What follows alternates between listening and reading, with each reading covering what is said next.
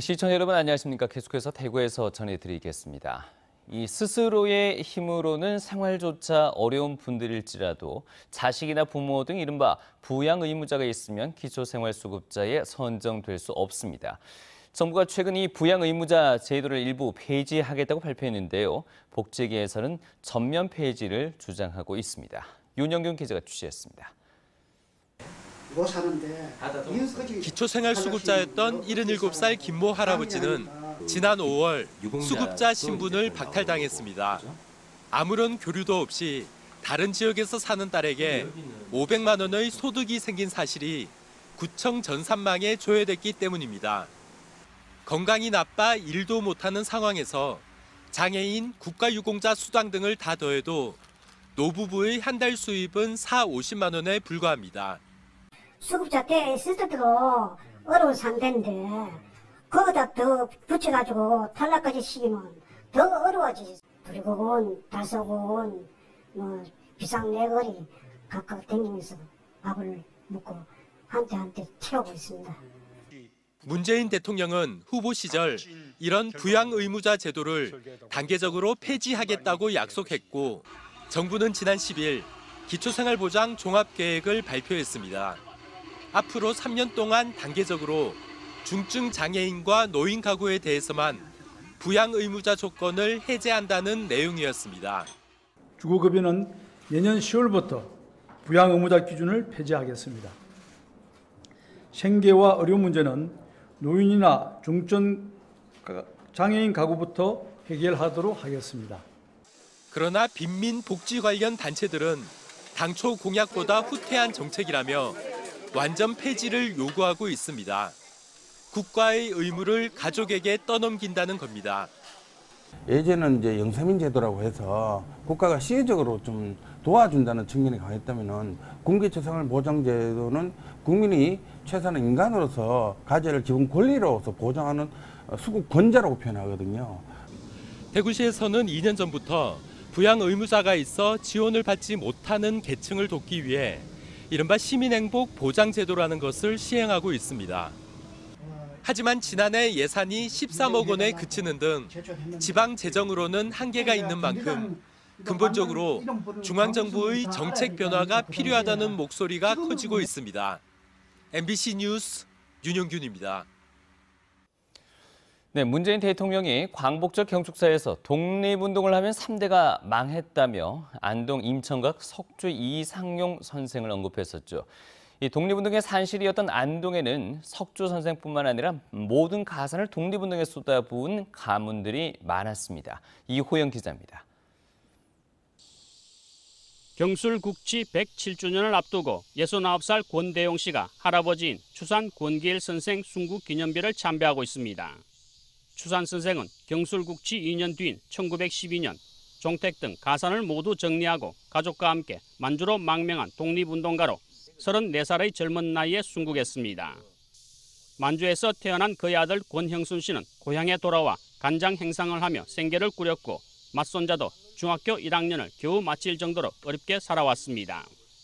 옛날에는 1000석이 넘는 땅을 가지고 계셨는데 독립운동하러 가시면서 다 팔아가지고 아버지께서 고향으로 돌아와 보니까 자기 누울 한 평의 땅도 없이 평생을 고생을 하셨습니다.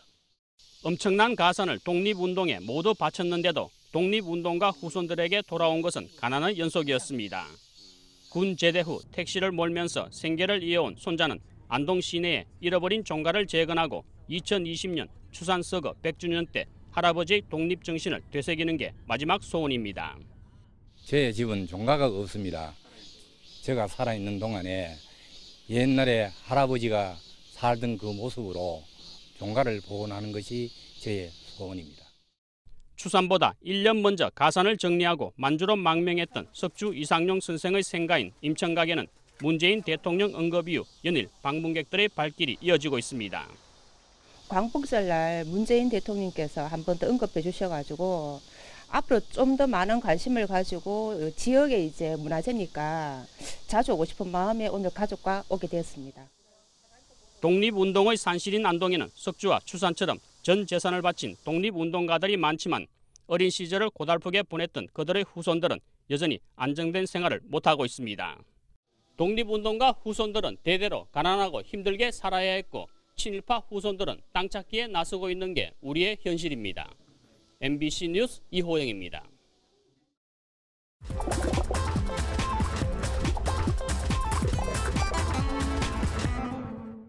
대구 MBC 탐구생활에 올라온 이슈를 솔직한 반응과 함께 풀어보는 탐구생활 M+입니다. 지난주에는 동해안 해수욕장이 모두 폐장한 가운데 피서객 수가 몇 년째 제자리라는 소식이 전해졌는데요. 첫 번째 키워드, 해수욕장 폐장했지만입니다. 올여름 동해 해수욕장을 찾은 피서객은 약 525만 명, 지난 여름보다 약 5% 감소했다고 합니다. 이유로는 해외여행의 증가와 올여름 변덕스런 바다 날씨를 피서객의 감소의 원인으로 보고 있는데요. 하지만 누리꾼들의 댓글을 보면 또 다른 이유가 있어 보입니다. 바가지가 너무 심하다, 해외가 더 싸겠다, 돗자리 가격이 시세라고 적혀 있더라 등 제멋대로인 바가지 요금에 대한 글이 대부분이었는데요. 한 누리꾼은 한철 벌어 1년 산다는 말이 제일 싫다. 나는 1년 내내 벌어서 며칠 쉬는데 라며 일부 해수욕장과 주변 상인의 행태에 불만을 나타내기도 했습니다. 엘리베이터는 고장 이외에도 참 다양한 사고가 일어나기도 하는데요. 두 번째 키워드는 엘리베이터 줄김입니다. 아파트 엘리베이터 앞, 주인이 잠깐 한눈을 판 사이에 강아지가 엘리베이터에 올라탑니다. 그런데 강아지의 목줄이 문에 낀 채 움직이기 시작하는데요. 점점 팽팽해지는 목줄에 강아지는 발버둥을 치고 그러던 순간 다행히 줄이 다시 느슨해집니다. 알고 보니 같은 층에 있던 한 경찰이 이 장면을 보곤 순간적으로 질긴 목줄을 그것도 맨손으로 끊어 아찔했던 사고를 막은 겁니다. 이 영상의 누리꾼들도 강아지도 주인도 보는 나도 심장이 철렁, 생각보다 저런 사고가 잦다더라, 안거나 목줄을 꼭 짧게 매시길 등의 댓글을 남겼는데요. 이처럼 엘리베이터는 통상적으로 끈도 감지가 가능하다고 하지만 애완견 목줄이라든지 줄넘기 줄, 특히 학생들 가방끈 같은 경우 두께가 얇은 끈은 감지를 잘 못하기 때문에 주의해야 한다고 합니다. 탐구생활 M+였습니다. 대구시가 2014년 10월 이후 대구리원의 업무 전반에 대한 정기감사를 벌여 31건의 부적정한 업무 처리를 지적하고 26명에 대한 문책을 했습니다. 감사 결과에 따르면 대구리원은 경영 부실로 인한 적자로 공사 대금을 제때 지급하지 못했고 의무 병상 등을 축소 운영하면서도 직원의 형제 자매나 퇴직자에 대한 과도한 진료비 감면 제도는 시정 권고를 받고도 개선하지 않았습니다. 대구시 소방안전본부는 다음 달까지 대구 지역 전통시장과 화재 취약지 등 420여 곳을 대상으로 소방 특별조사를 실시합니다. 또 대형 화재 취약 대상 300여 곳에 대해서는 소방안전관리자 업무 수행 실태 확인과 소방시설 정상 작동 유무를 위한 지도 점검도 이루어집니다. 소방본부는 이번 조사를 통해서 시장별 맞춤형 화재 예방 대책 추진 등을 위해서 소방, 건축물, 피난 안전관리, 전기 등에 대한 위험 등급 분류도 병행할 방침입니다. 경상북도가 추석 명절을 앞두고 지역 중소기업의 자금난 해소 등을 위해서 1,200억 원 규모의 중소기업 운전자금을 지원합니다. 지원 대상은 경북에 있는 중소기업체로 제조, 건설, 무역, 운수업 등에서 운전자금 융자 신청이 가능합니다.